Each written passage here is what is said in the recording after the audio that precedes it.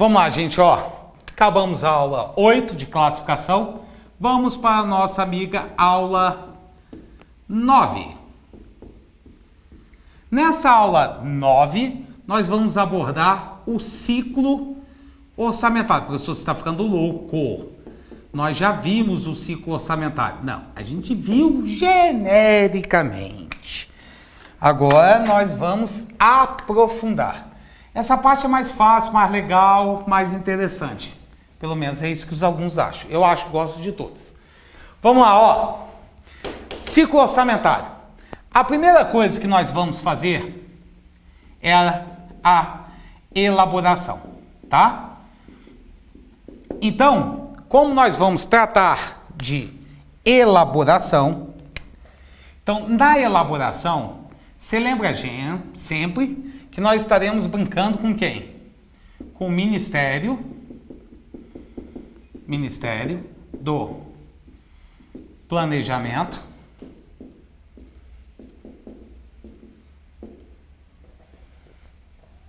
Orçamento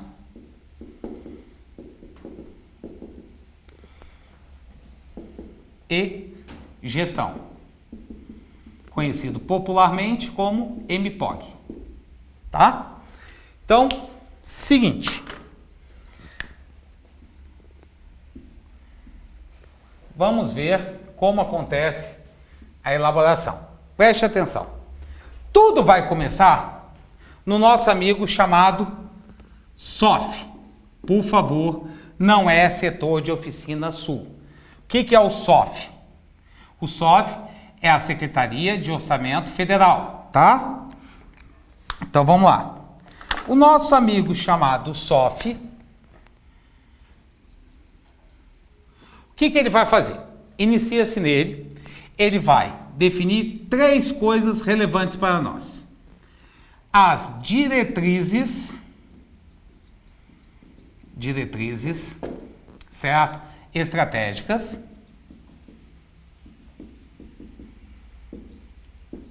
Além disso, ele vai delimitar os limites de gasto e ele vai criar um manual técnico de orçamento, que é justamente o MTO, tá? Que a gente, quando estava estudando, agorinha, a gente viu isso aí, tudo bem?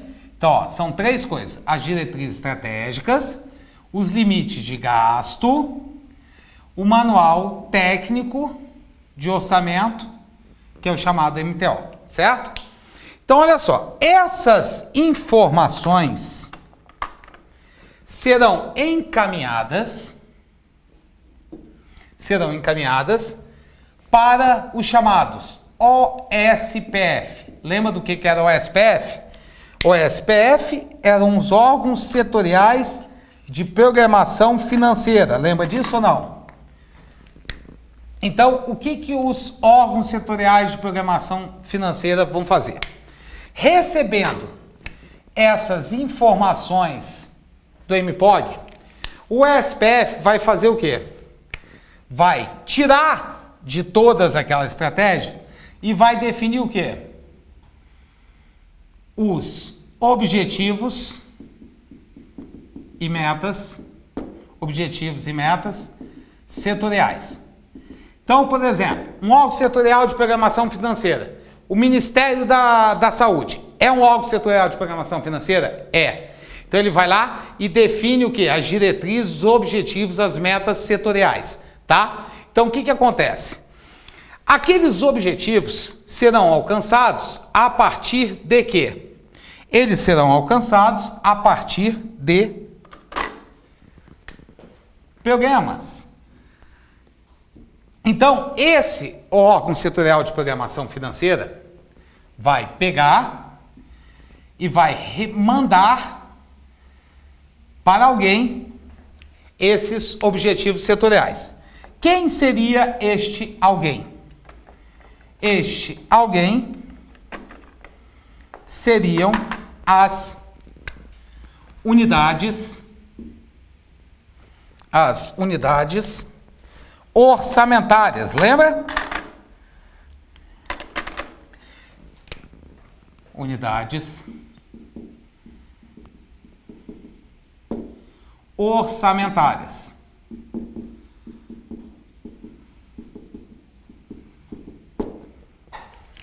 Essas chamadas unidades orçamentárias, o que elas vão fazer? Elas vão criar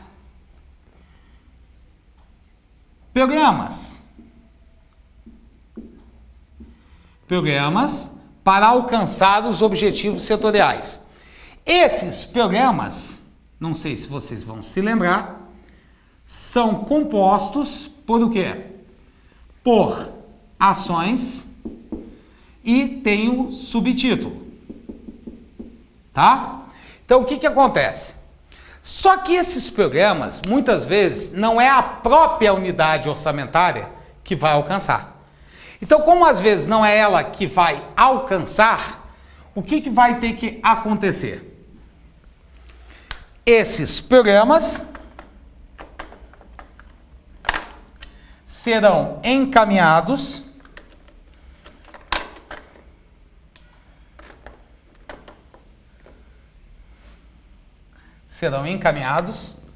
para as unidades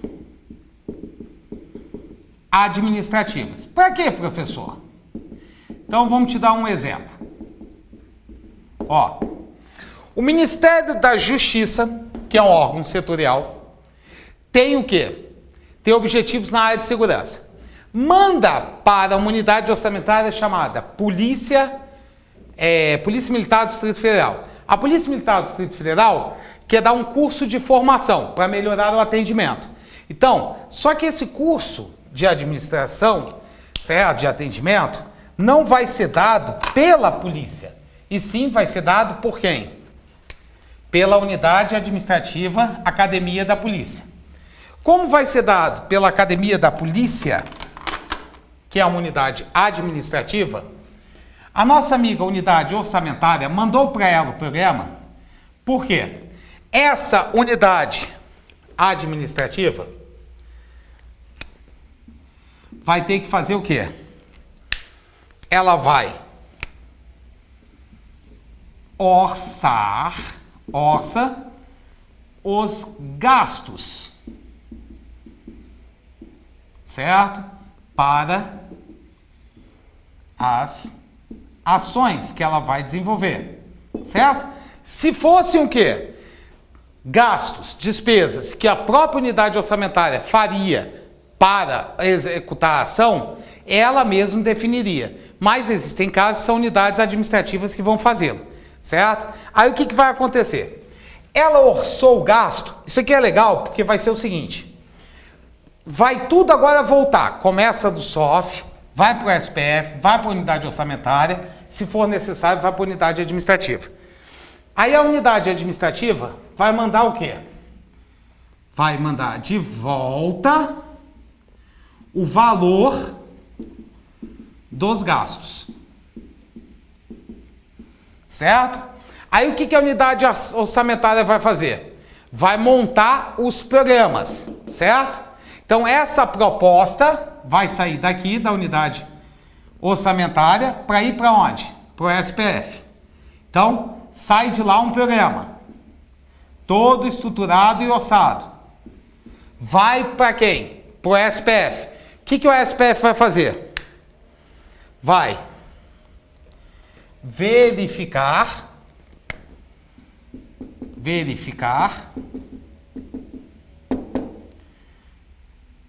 os programas em relação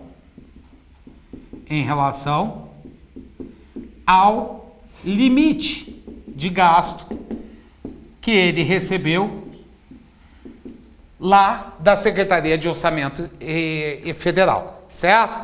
Feito isso, pode acontecer duas coisas. Quais? Pode acontecer simplesmente dele constatar que os programas que foram enviados, porque aqui, entenda bem, ele não está recebendo o programa de uma única unidade orçamentária. Ele está recebendo de várias o quê? Unidades orçamentárias. Então, o que acontece? Quando ele compara ao limite de gasto, ele pode ver que um programa daqueles não vai ter como ser enquadrado. Então, ele devolve, porque quem criou o programa foi a unidade orçamentária. Então, quem pode cancelar, não dar continuidade a isso, é a própria unidade orçamentária. Então, ele devolve o que tiver de excesso para que a unidade orçamentária faça os cortes e vai montar, ele vai consolida os programas, ele vai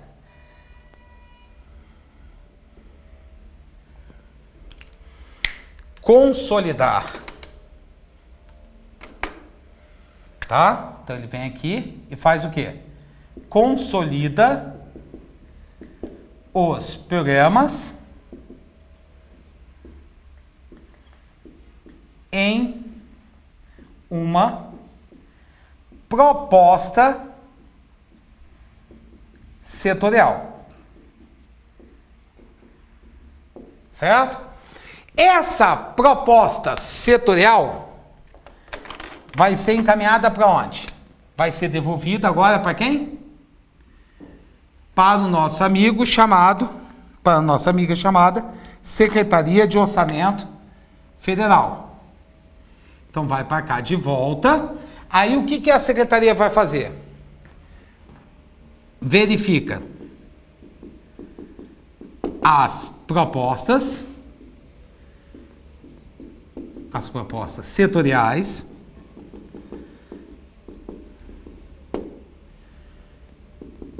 em relação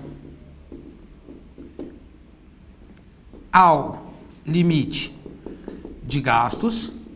Professor, mas isso não tinha sido feito pelo SPF? Sim, mas ela não pode confiar, tá? Então ela vai verificar isso, aí consolida, certo? Vamos até mudar aqui a corzinha, para você saber quem faz o quê, tá? Então, ó,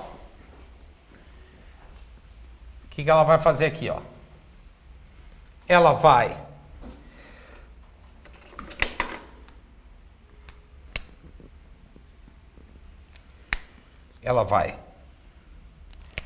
verificar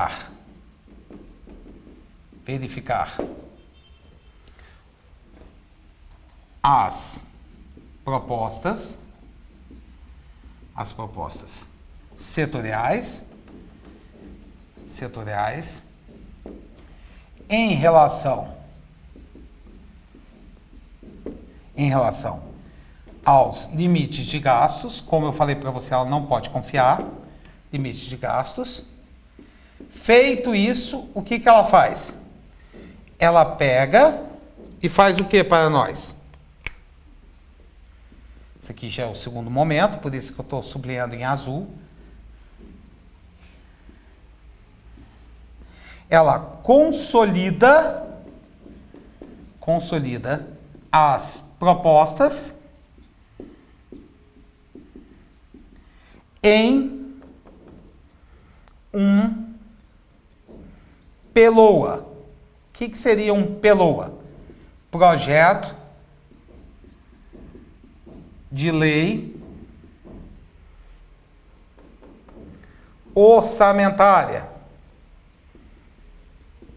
E aí, o que acontece com isso aí?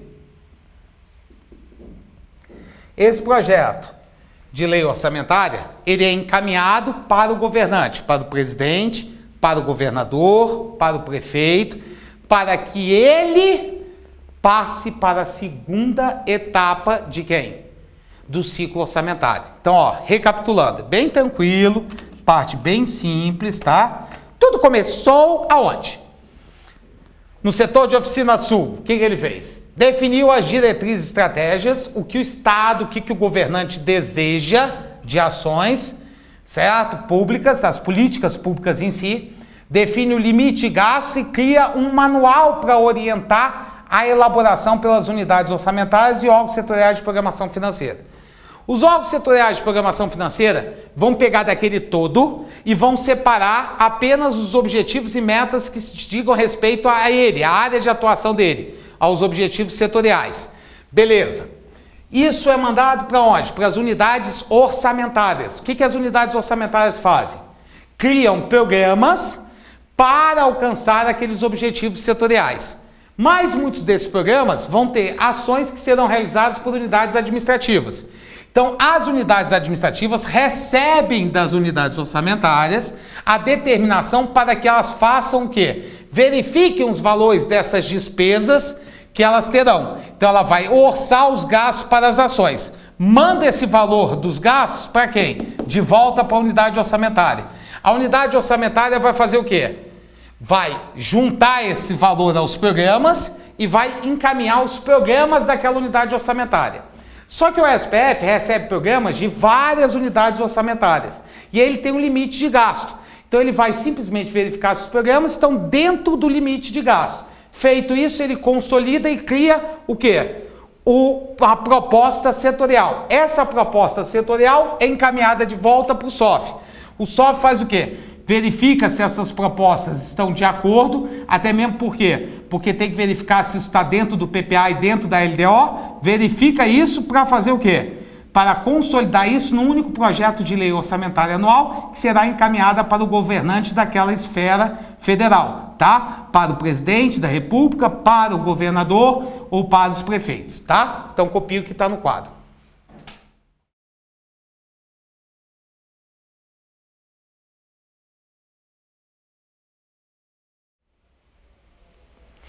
Gente, ó, segunda fase do ciclo orçamentário. A segunda fase do ciclo orçamentário, tá? Que nós vamos ver. A segunda fase é o que a gente chama de aprovação, tá? Vamos entender direitinho como acontece a aprovação da nossa amiga chamada lei orçamentária, tá? Então, ó, tudo começou aonde?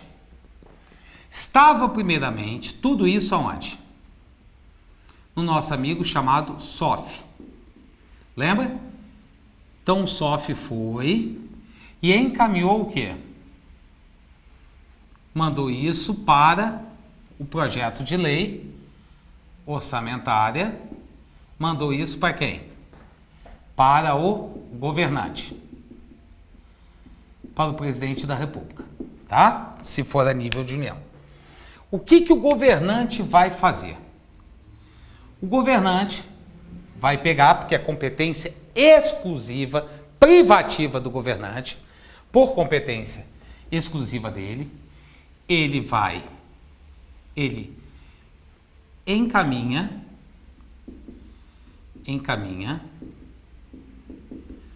o projeto de lei orçamentária anual ao legislativo. Lembra que isso tem prazo. Ele tem que encaminhar até quando? Até dia 31 de agosto, tá? Então, até 31 de agosto, ele vai encaminhar ao legislativo o projeto da lei orçamentária, tá? Então, beleza. Vai chegar lá, se for a nível de União, no Congresso Nacional, tá? Então, lá no Congresso Nacional, vai ser recepcionado pela comissão mista de planejamento,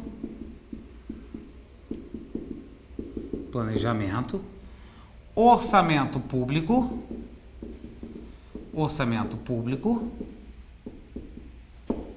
e fiscalização. Tá? Essa comissão mista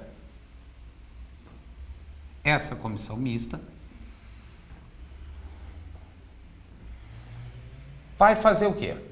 Vamos ver do que ela é composta. Primeiramente, ela é composta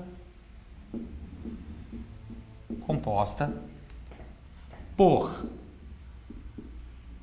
40 parlamentares.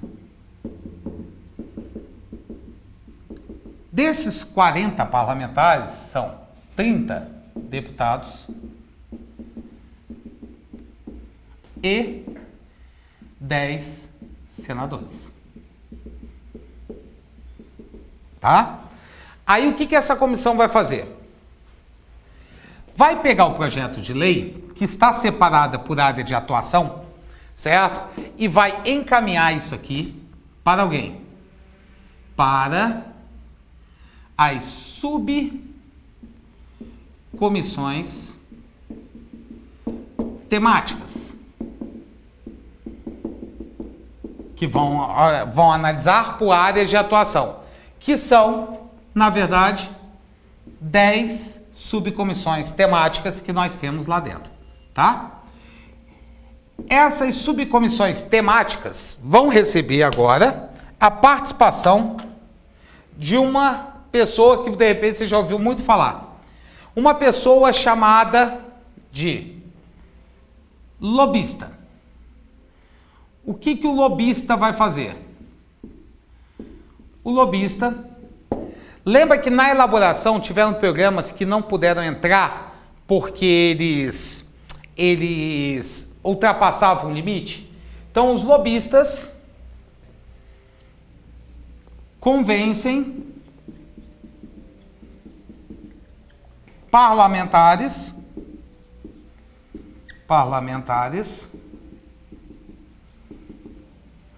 a propor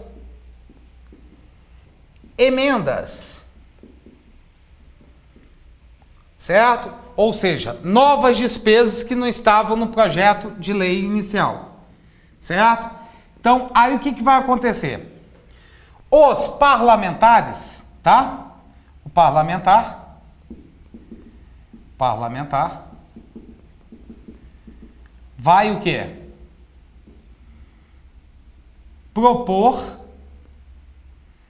Propor emendas,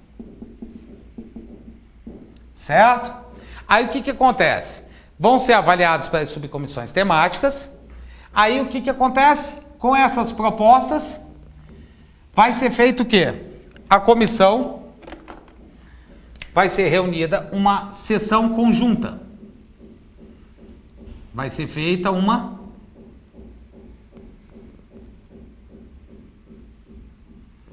sessão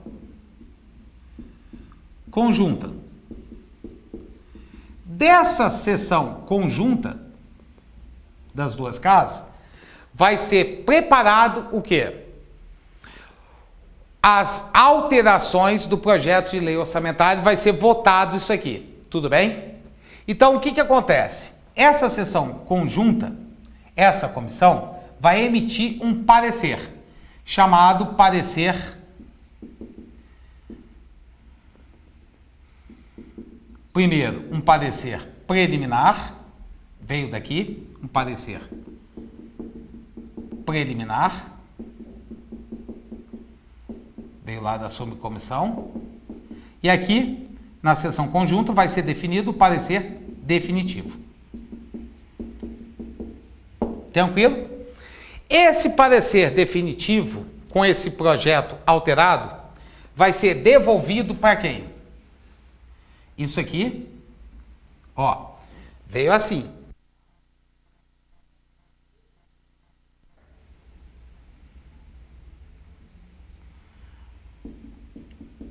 Devolvido até 22 de dezembro, lembra?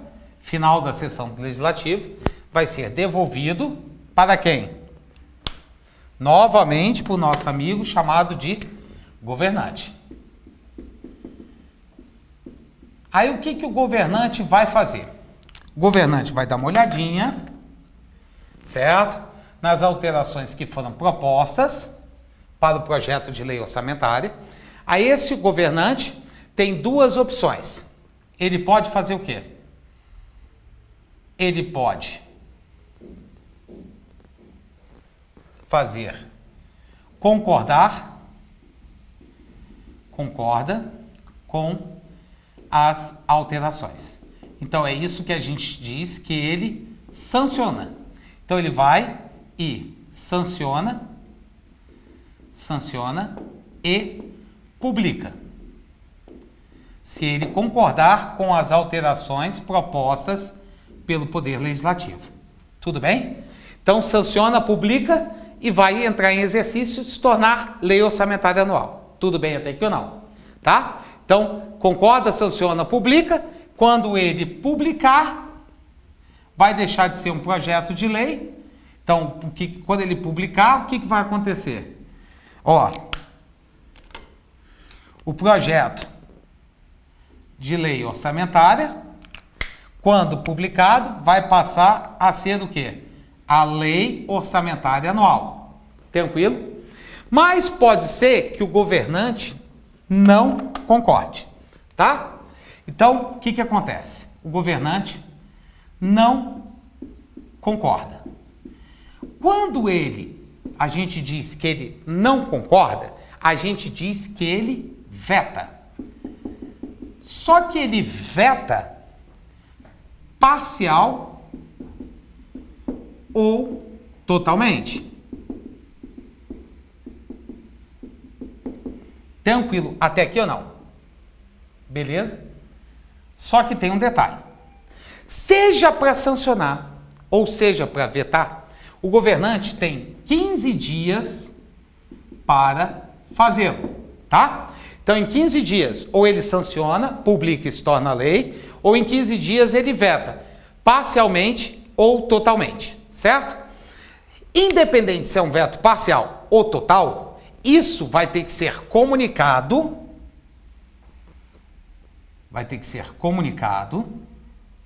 certo? Esse veto total ou parcial vai ter que ser comunicado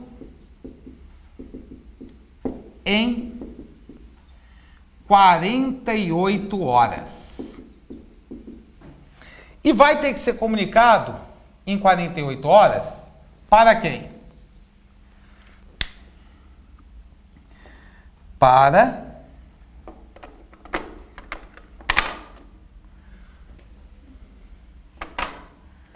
o presidente,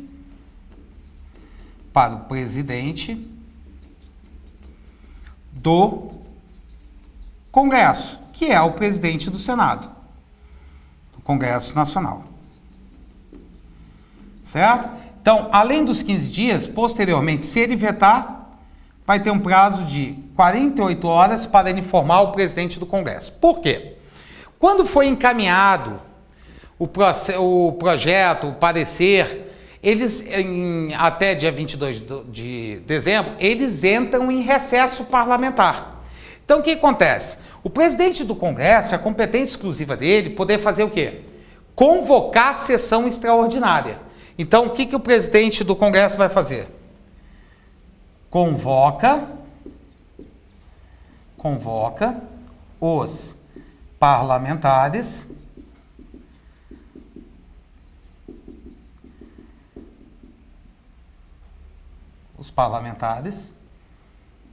para deliberar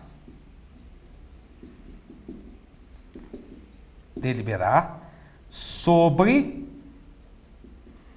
o veto do governante.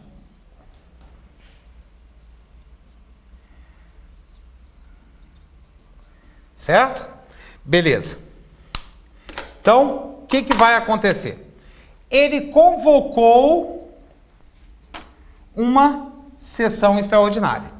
Então, essa sessão extraordinária vai deliberar sobre o veto do presidente, seja parcial ou total, certo? Então, os parlamentares foram convocados, foram retirados do seu digníssimo recesso e vai ser feita uma sessão conjunta. Essa sessão conjunta, ela tem que fazer em 30 dias. Então, em 30 dias, elas têm que deliberar sobre o veto do governante, no nosso caso, do presidente, se tratarmos do projeto da lei orçamentária da União. Então, olha só, a sessão conjunta, ela pode decidir duas coisas. Ela pode aceitar ou rejeitar o veto presidencial, certo? Então, olha só, a sessão conjunta, vamos supor a melhor hipótese, aceita. Aceita o veto. Se ela aceitar o veto, o que vai acontecer?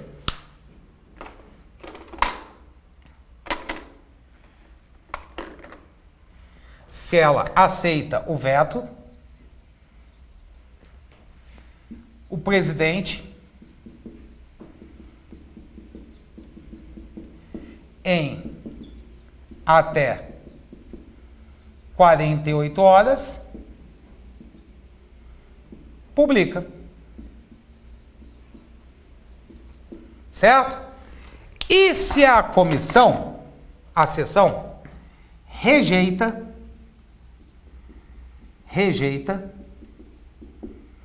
o veto.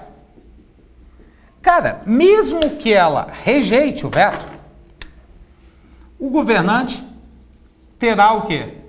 48 horas para publicar a LOA. E se ele não o fizer, o presidente do Congresso fará. E se o presidente do Congresso, também 48 horas, se ele também não fizer, disser, sou amigo dele, então não vou fazer, tá? Então, se ele não fizer, o vice-presidente, certo? Que é o presidente da Câmara, o fará. Vou até tirar isso aqui, para a gente abrir um espaço, já que vocês já entenderam o papo aqui do lobista. Tá? Então, ó, aqui. O que aconteceu? Surgiu o lobista, que convenceu quem? Convence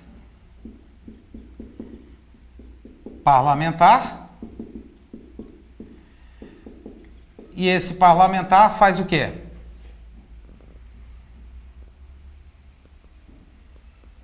Encaminha emendas. Certo? Elas vão, de novo, para essas emendas são propostas para as subcomissões temáticas.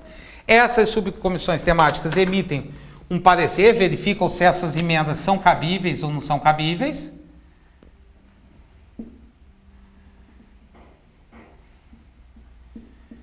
Emitem um parecer preliminar. E aí vai ser feita uma sessão conjunta das duas casas para o quê? Para emitir um parecer definitivo, que é devolvido até que dia? 22 de dezembro para o governante. O governante tem 15 dias para aceitar ou rejeitar, ou seja, sancionar ou vetar. Rejeitando, ele tem 48 horas para comunicar para quem? Para o presidente do Congresso Nacional, que é o presidente do Senado. Por quê? Porque ele é capaz de convocar sessão extraordinária, porque os caras entraram em recesso. Convoca, é montada uma sessão conjunta. Essa sessão conjunta é para analisar o quê? Para deliberar sobre o veto do governante, no nosso caso do presidente. Se aceitar, eles têm um prazo de 30 dias para fazê-lo. Se aceitar, o presidente faz o quê? Tem até 48 horas para o quê? Para publicar a LOA, tá? Então, 48 horas, publica a LOA. Se ele não o fizer, presidente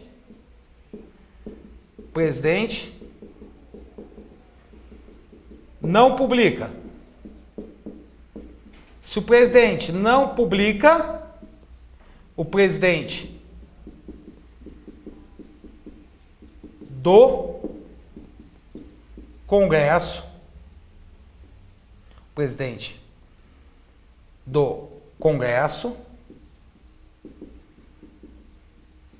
publica. Se não publicar, o vice-presidente do Congresso, que é o presidente da Câmara, também o fará. O prazo para publicar é sempre de 48 horas, tá? Então, se o presidente publicar, ele tem 48 horas para publicar. Se ele não publicar, o presidente do Congresso terá 48 horas para publicar. Se ele não o fizer, o vice-presidente do Congresso terá 48 horas para publicar. E se o vice-presidente não publicar? Porque crime de responsabilidade fiscal, certo? Crime de improbidade administrativa, porque ele é obrigado a publicar a lei orçamentária anual. Se você analisar bem, isso aqui é uma burocracia desnecessária. Por quê? A última posição é realmente do Poder Legislativo. Por quê? Se o presidente vetar, eles é que vão decidir se aceitam ou não o veto do presidente. Se eles rejeitarem o veto, o presidente será obrigado de qualquer jeito a fazer o quê? A publicar a lei orçamentária com as alterações que eles propuseram, tá? Então, copia esse esqueminha, que é o esquema todo, ó. Começa aqui, tá? Vem para cá, vem os lobistas, aí depois sessão conjunta, é devolvido, concorda, não concorda, vem para cá e vai até o final, tá? Desculpa, o quadro é meio pequeno, mas eu acho que dá para você montar no teu caderno melhor. Eu te aconselho, inclusive, no caderno, a colocar verticalmente, tá? Começa assim, vai descendo, que fica mais fácil para você entender.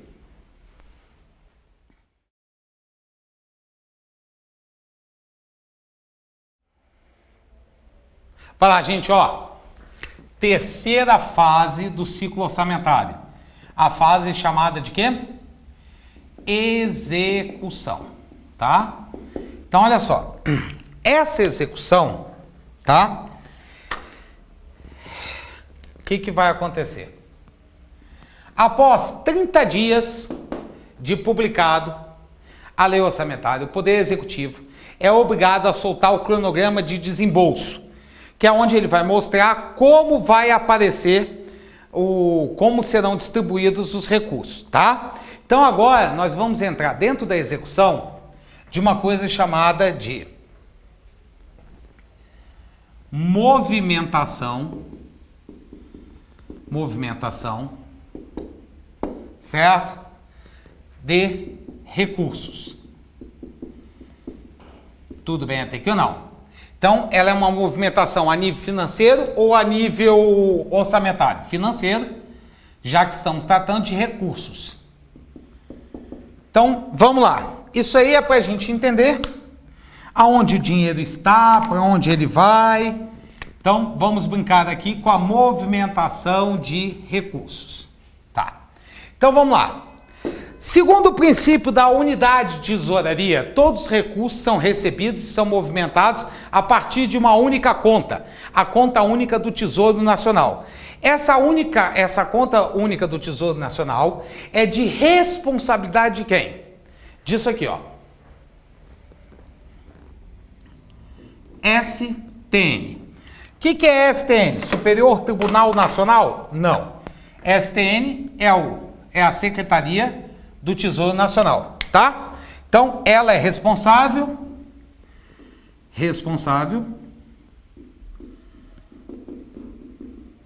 por movimentar os recursos da conta única do Tesouro Nacional. Tá? Então, o que vai acontecer? Preste atenção, ó. Primeiramente, a Secretaria do Tesouro Nacional, que ela é ligada a quem? Ao Ministério do Planejamento e Orçamento? Não. A Secretaria do Tesouro Nacional está ligada a quem? Ao Ministério da Fazenda. Então, cuidado. Lá na elaboração é o Ministério do Planejamento, Orçamento e Gestão. Aqui, na execução, é o Ministério da Fazenda. Então, a Secretaria do Tesouro Nacional vai encaminhar recursos, vai liberar recursos, tá? Então, ó, vai sair aqui uma notinha, umas notinhas de R$100, para a gente entender, é só uma brincadeira, tá? Então, vão sair essas notinhas de R$100 para onde? Para os órgãos setoriais de programação financeira. Então, vamos dar um exemplo. Aqui, o órgão setorial de programação financeira que nós estaríamos brincando aqui seria o Ministério da Educação. Tá? Então, o que o nosso amigo OSPF vai fazer? O nosso órgão setorial de programação financeira, ele vai receber esse recurso advindo do STN. Qual o nome que é dado a essa movimentação de recurso entre a Secretaria do Tesouro Nacional e o Ministério da Educação, que seria um órgão setorial de programação financeira? Esse dinheiro que sai do STN para os órgãos, ele é chamado de cota. É fácil lembrar, ó, cota de participação, tá? Então, os órgãos setoriais, os ministérios, o próprio Supremo Tribunal Federal, o Superior Tribunal de Justiça, eles têm direito a quê? A cotas. Cotas de participação. A Câmara dos Deputados, Senado Federal, todos eles são órgãos setoriais de programação financeira. Beleza. Aí o que vai acontecer? O Ministério da Educação tem pessoas que trabalham nele? Tem. Então, ele vai ter o quê? Despesas de custeio dele, certo? Então, vai sair dinheiro aqui como despesa de custeio. Só que o Ministério da Educação, o Ministério da Fazenda, o Ministério da Justiça vão ter que encaminhar dinheiro para um subordinado, tá? Então, vai sair dinheiro aqui do OSPF e vai dinheiro, agora vai sair dinheiro daqui, e esse dinheiro poderia sair agora, ó, notinha de 50 agora, vai sair para quem? Para uma unidade orçamentária da administração direta. Tá? Então preste atenção. Essa unidade orçamentária da administração direta, ela é subordinada ou vinculada a esse órgão setorial de programação financeira. Ela é o quê? Ela é subordinada. Como ela é subordinada, diz uma coisa.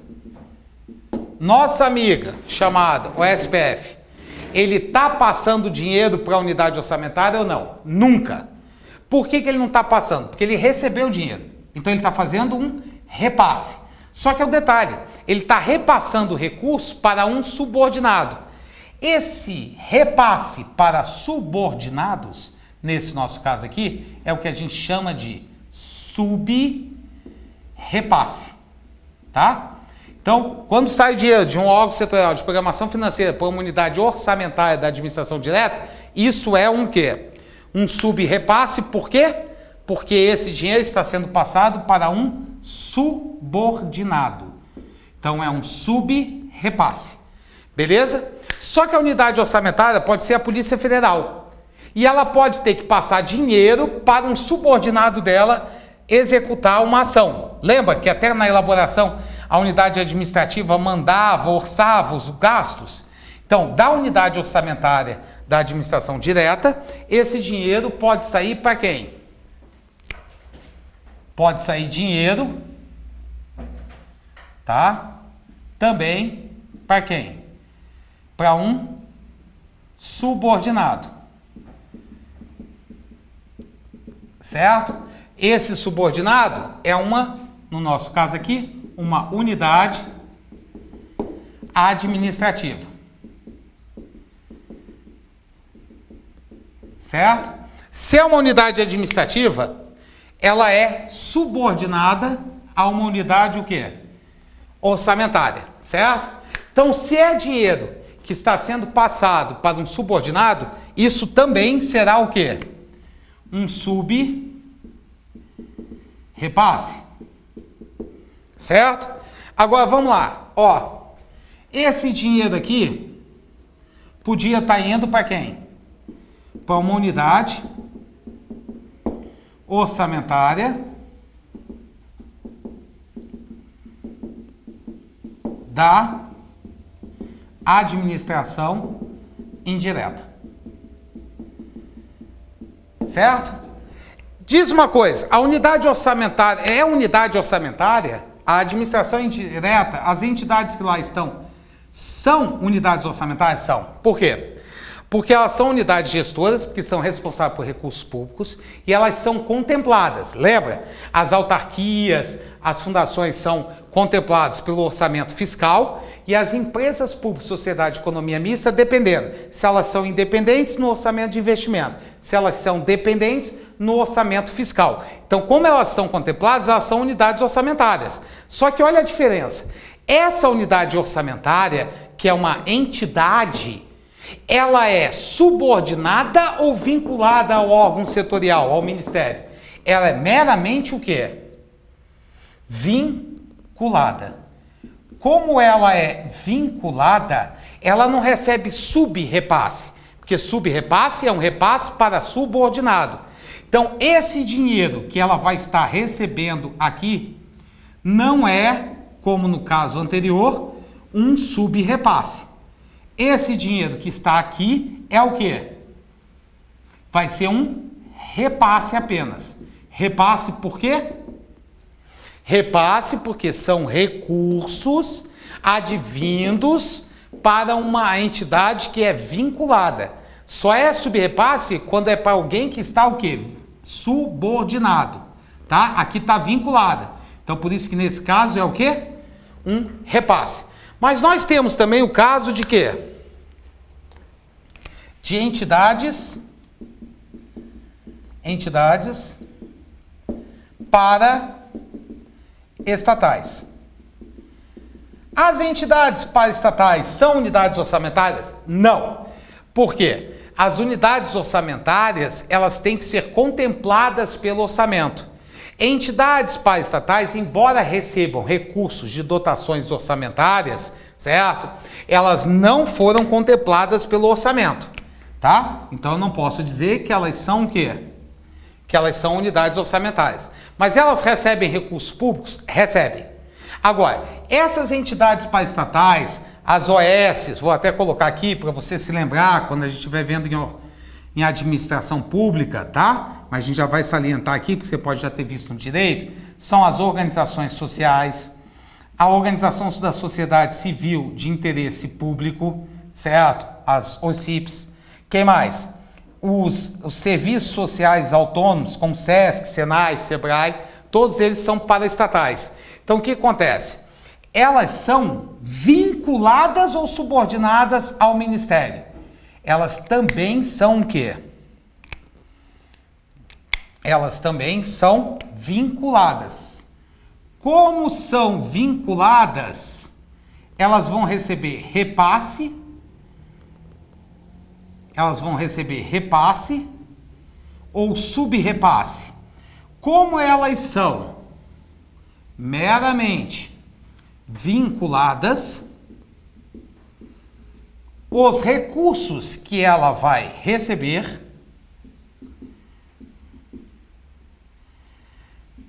são dinheiros que já foram recebidos pela OSPS, por isso que não é um passe.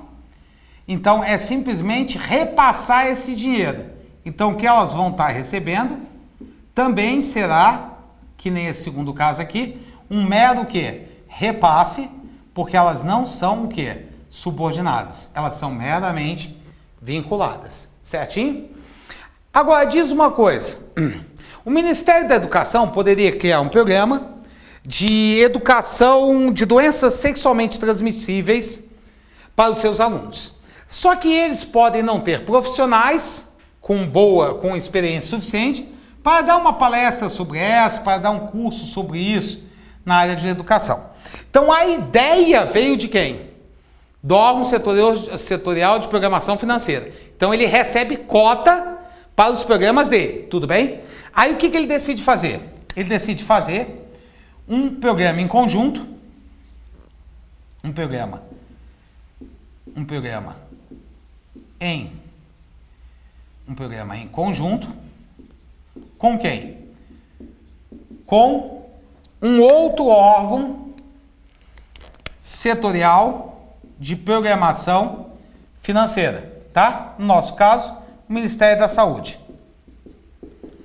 Então, quando eles fizeram esse convênio, quando eles se uniram para fazer isso, o que aconteceu? Preste atenção. Ó, O órgão setorial de programação financeira 2, no nosso caso o Ministério da Saúde, recebe ou não dinheiro diretamente do STM? Recebe. Ele recebe dinheiro, tá? Que também são o quê?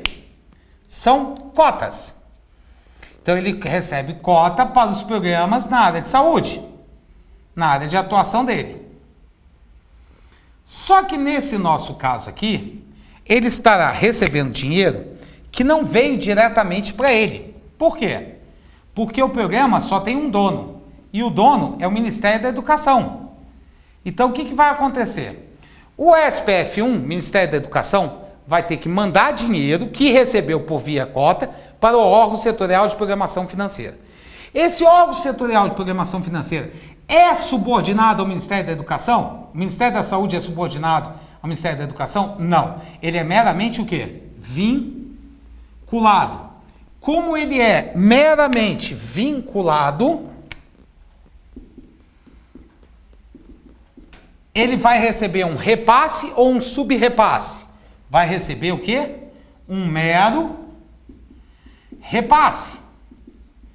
Professor, mas órgão setorial recebe repasse? Recebe. Recebe de outro órgão setorial quando estiver trabalhando em conjunto com ele. Então, olha só. Cota, como vocês podem ver aqui, é o nome que se dá do dinheiro, da movimentação de recursos da Secretaria do Tesouro Nacional, dos cofres públicos, para os órgãos setoriais de programação financeira. Quando esse dinheiro sai do órgão setorial de programação financeira, ele pode ir para órgãos subordinados ou para entidades subordinadas. Quando ele vai para órgãos subordinados, ele está indo, por exemplo, para uma unidade orçamentária da administração direta. Então, como é para um subordinado, é um subrepasse. Quando sai o dinheiro do órgão setorial de programação financeira, seja para uma unidade orçamentária da administração indireta, uma entidade, ou seja para uma entidade paraestatal, certo? Em ambos os casos, o dinheiro que vai sair não está saindo para um subordinado, então não é um subrepasse, é repasse. E se esse órgão setorial de programação financeira estiver fazendo um programa em conjunto com outro órgão, esse outro órgão vai receber para custear os seus gastos dinheiro do SPF1. Então o Ministério da Saúde, nesse caso, para este programa que está trabalhando em conjunto, receberá dinheiro do Ministério da Educação. Então o que vai acontecer? Ele não é subordinado. Então quando não há subordinação, é repasse. Quando há subordinação, é um subrepasse. A mesma coisa acontece no subrepasse, como uma unidade orçamentária manda dinheiro para uma unidade administrativa. Quando ela o fizer, isso vai acontecer na forma de quê? Subrepasse. Inclusive, pessoal, as entidades da administração indireta também podem mandar dinheiro para unidades administrativas dela. Se mandar dinheiro para unidades administrativas dela, também será o quê? Um subrepasse, tá? Então, ó, isso aqui é o que a gente chama de movimentação de recursos. É assim que o dinheiro sai e é utilizado pelos entes públicos, tá? Guarda esse esqueminha.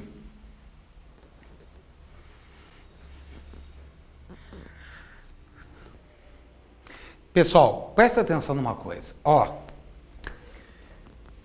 órgão setorial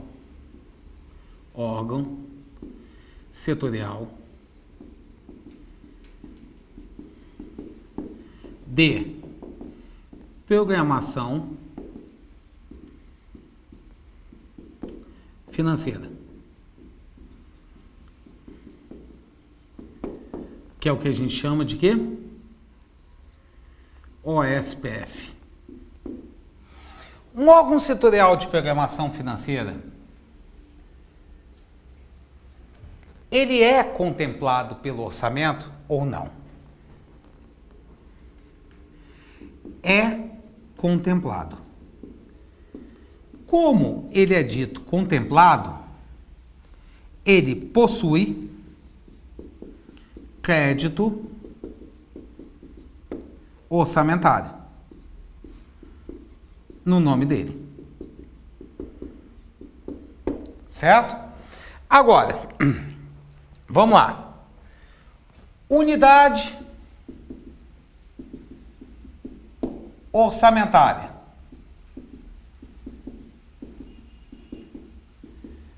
certo? Da administração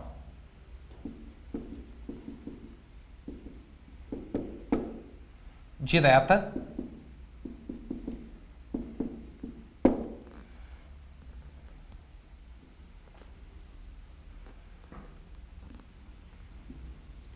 é contemplada, não é?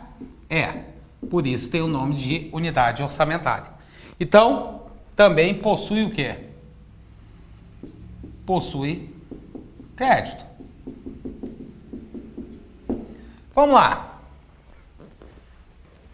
Unidade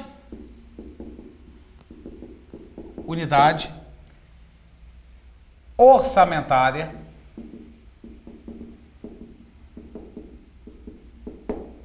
da administração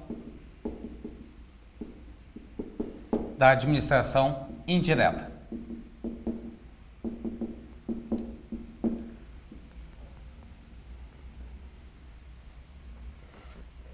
Foi contemplada? Sim, ela também é contemplada. Então, possui crédito.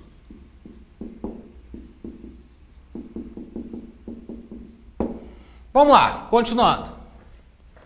Uma entidade paraestatal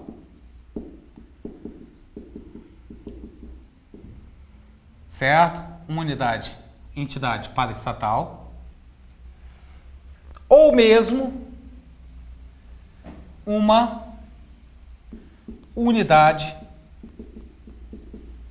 administrativa.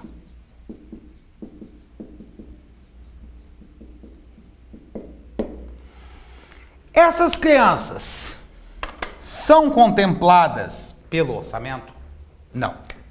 Embora tanto aqui como aqui recebam recursos públicos, não é contemplada. E aqui também não é contemplada. Se essas crianças não são contempladas, elas não possuem crédito. Opa! Se elas não possuem crédito, crédito é a autorização. Se elas não possuem crédito, elas podem gastar os recursos públicos? Não. Elas podem receber recursos públicos? Não. Então, estamos aqui com casos distintos. O SPF recebe cota, que a gente aprendeu, e ele recebe cota porque ele possui crédito. Ele possui crédito, por possuir crédito, ele tem o direito de receber. Uma unidade orçamentária tem crédito e, por isso, recebe recursos públicos na forma de cotas, ou na forma de subrepasse. Agora, unidade orçamentária da administração indireta é contemplada, então isso significa que ela possui crédito, recebe recursos na forma de repasse, já que é vinculada. As entidades paraestatais e unidades administrativas, olha que louco, elas não são contempladas, então elas não teriam a priori direito de receber recursos públicos. Então como é que isso acontece? Existe a transferência de recursos, certo? Para que seria um subrepasse, para que seria um repasse. Só que antes dela receber o recurso, ou seja, antes de haver o que a gente acabou de ver, a movimentação de recursos, há necessidade que o órgão setorial a qual ela está vinculada libere a autorização para ela receber o recurso público. Então, a paraestatal, assim como a unidade administrativa, não podem receber recursos enquanto não tiverem sido receberem autorização de alguém para receber esse dinheiro. Certo? Então, a quem elas estão vinculadas? Elas estão vinculadas à unidade administrativa, ou à entidade paraestatal e às unidades administrativas, a unidade administrativa, a unidade orçamentária. A entidade paraestatal, a quem? Ao órgão setorial de programação financeira. Então, o órgão setorial de programação financeira vai ter que dar o quê? Autorização para a entidade paraestatal receber e gerenciar recursos públicos. A mesma coisa vai acontecer com a unidade administrativa. Ela vai receber recursos, mas para ela poder receber, a unidade orçamentária a qual ela está subordinada vai ter que dar uma autorização para ela. Então, antes de acontecer para essas duas crianças aqui a movimentação de recursos, vai ter que acontecer uma autorização para elas duas. Então, ó, copia só isso aqui que está no quadro, tá? Que é a primeira luz para você.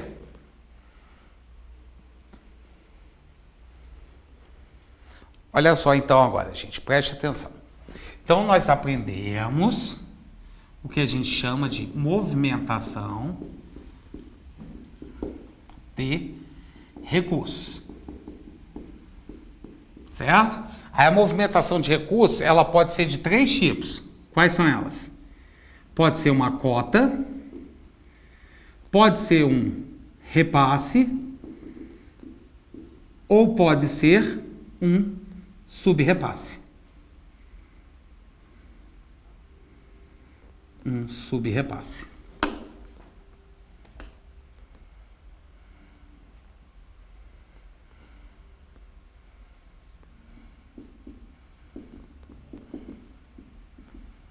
Só que tem uma coisa. Para que isso possa acontecer,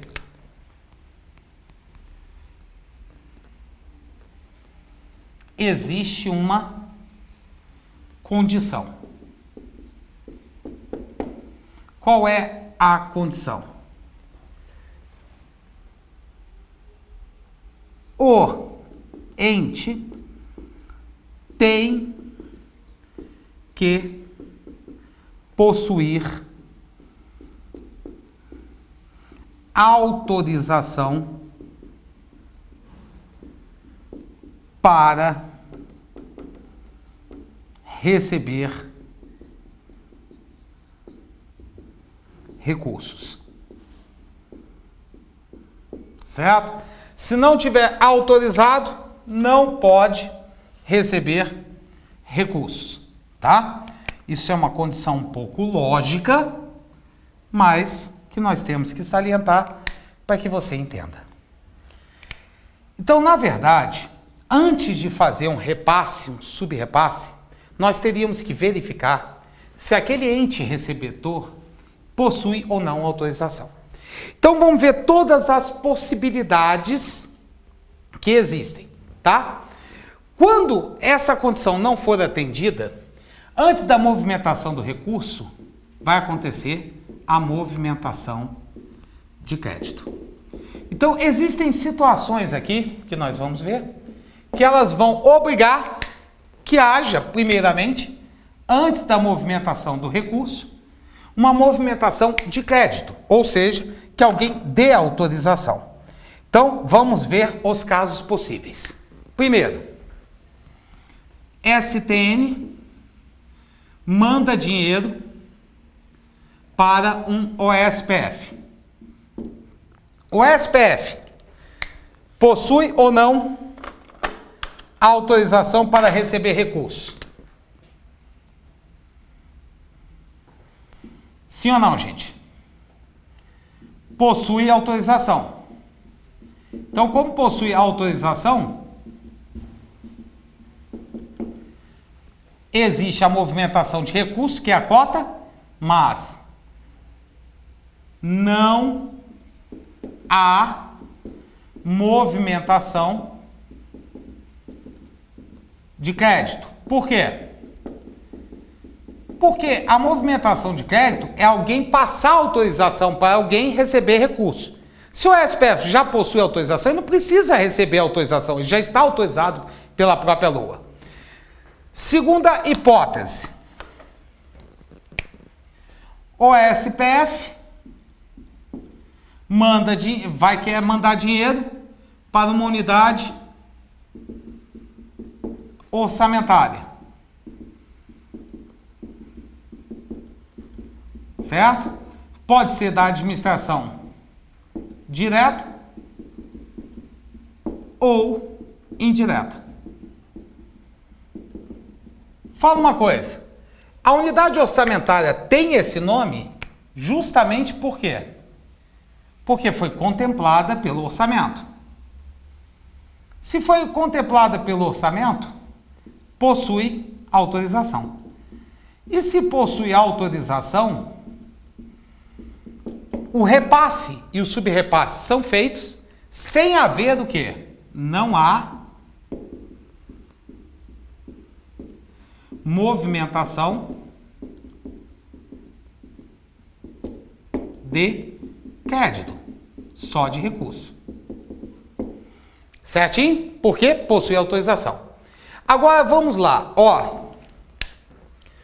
Uma OSPF quer mandar dinheiro para outra OSPF, num caso de programa em conjunto. Olha, separadamente, essas duas unidades orçamentárias, ou essas duas órgãos setoriais de programação financeira, possuem autorização, certo? Para receber dinheiro direto. Mas no caso de um programa conjunto, essa primeira OSPF possui autorização, que é o nosso caso do Ministério da Educação, para os programas de educação. O SPF, nesse caso aqui, não possui autorização. Cara, se não possui autorização, o Ministério da Saúde só vai receber dinheiro do Ministério da Educação se o Ministério da Educação passar uma autorização para ele. Então, vai haver ou não movimentação de crédito? Vai. Então, há movimentação de crédito, porque isso é a condição para haver movimentação de recurso. E essa movimentação de crédito diz uma coisa: há subordinação ou há vinculação aqui? Há vinculação. Como há vinculação, o nome dessa movimentação de crédito nós chamamos de destaque.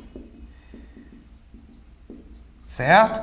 Então, destaque é o nome da movimentação de recursos quando é para mandar uma autorização para um vinculado, como num caso aqui nosso, num programa em conjunto. Vamos ver outras situações possíveis. Próxima situação é o seguinte, ó.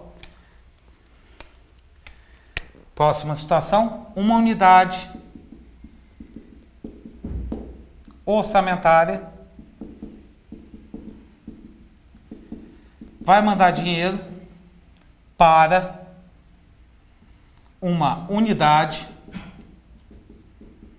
administrativa. A gente aprendeu que a unidade administrativa ou a unidade orçamentária possui o quê?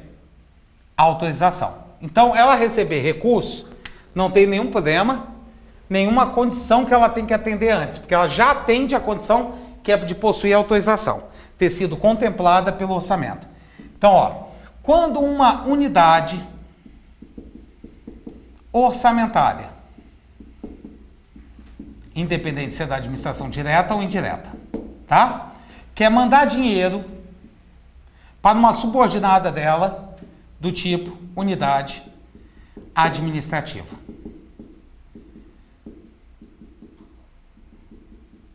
Ó,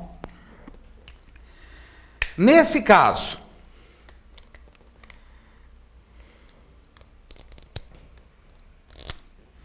a unidade orçamentária, ela atende a condição.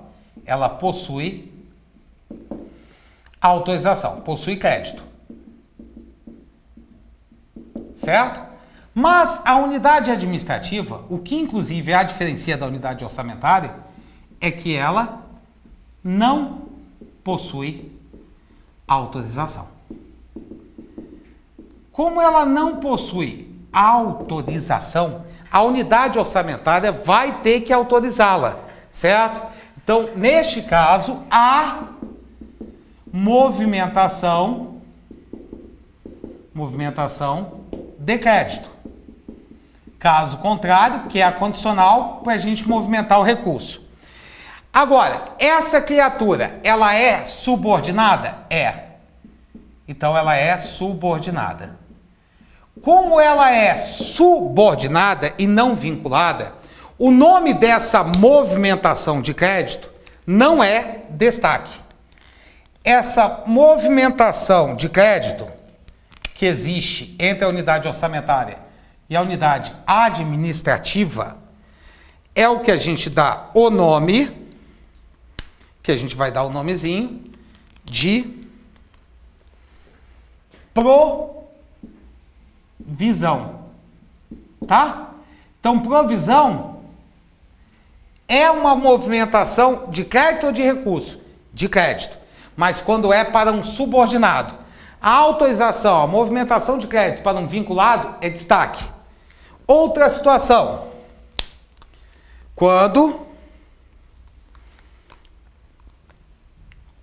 um órgão setorial de programação financeira, ele pode encaminhar ou não dinheiro para uma entidade paraestatal. Pode, professor. Pode mandar dinheiro, sim. Porque as entidades paraestatais, embora elas não tenham sido contempladas no orçamento, não aparece o nome delas, elas recebem dotação orçamentária para prestar serviços de interesse público. Sendo assim, então, olha, o SPF possui autorização. Mas a entidade paraestatal não possui autorização. Como ela não possui, não foi contemplada pelo orçamento, vai ter que ter o quê? A movimentação. Movimentação de quê, gente? De crédito. Mas essa paraestatal, ela é subordinada ou vinculada ao SPF? Meramente vinculada. Quando ela é vinculada, essa movimentação de crédito recebe que nome, pessoal? De previsão? Provisão? Não. Provisão é quando há subordinação. Essa movimentação também é chamada destaque. Tá? Então, nós tivemos aqui os casos que existem de movimentação de crédito. E essa movimentação de crédito acontece porque, embora uma entidade paraestatal, uma unidade administrativa receba recursos públicos, ela não foi contemplada, ela não foi autorizada para receber esse recurso, tá? Então, copia, por favor, o quadro.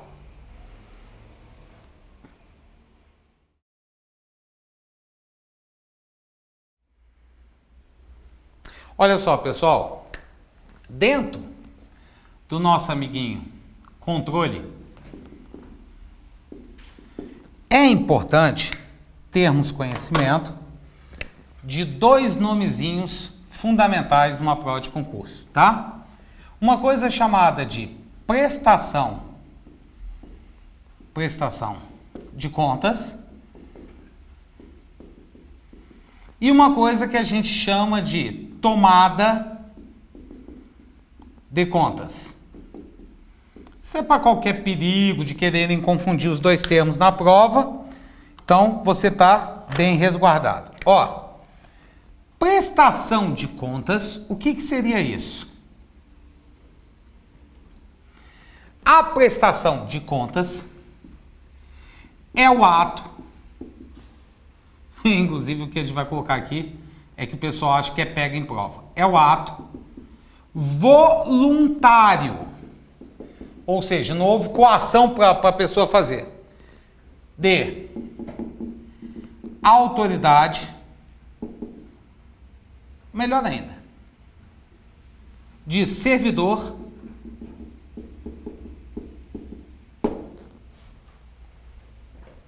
ou órgão / entidade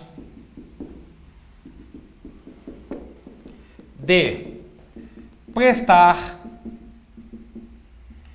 esclarecimentos sobre sobre os recursos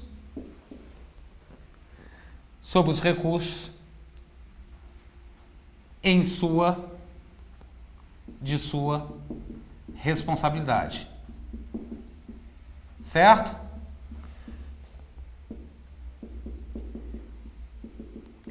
Inclusive, quando a gente estava estudando os estágios da despesa, que a gente viu falar sobre regime de adiantamento, suprimento de fundos, a gente viu que o agente suprido, ele tem justamente que fazer o quê? Prestação de contas. Então, essa prestação de contas que ele faz é um ato de vontade dele, quer dizer, é de vontade em termos, o cara às vezes não quer fazer, mas é que aqui a gente utiliza o termo voluntário, que quer dizer que não há coação para ele fazer isso. Vontade de servidor, órgão ou entidade prestar esclarecimentos sobre os recursos que estão em sua responsabilidade, certo? No prazo devido, tá? No prazo estabelecido. Lá no caso, suprimento de fundos, seria justamente o quê?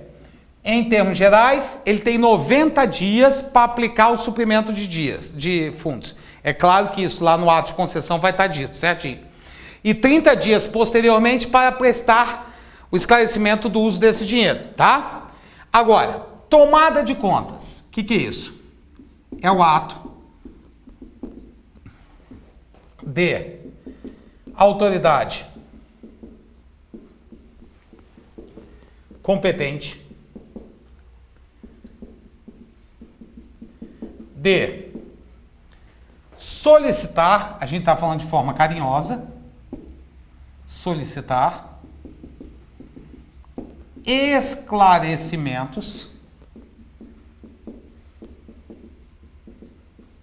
esclarecimentos do servidor ou órgão sobre os recursos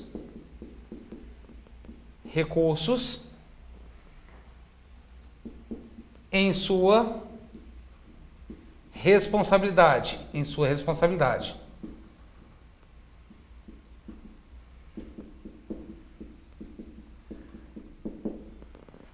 Quando este quem? O órgão ou servidor não o fez no prazo estabelecido. Certo? Então, se caísse na tua prova, a tomada de contas só será realizada quando a prestação de contas não tiver sido feita. Errado. Por quê? Isso aqui é a regra geral. Se o cara não prestar contas, o órgão não prestar contas, o servidor não prestar contas no prazo devido, certo? O Tribunal de Contas vai fazer o quê? Vai exigir que ele preste esclarecimentos, mas o fez no prazo estabelecidos ou a qualquer momento que a administração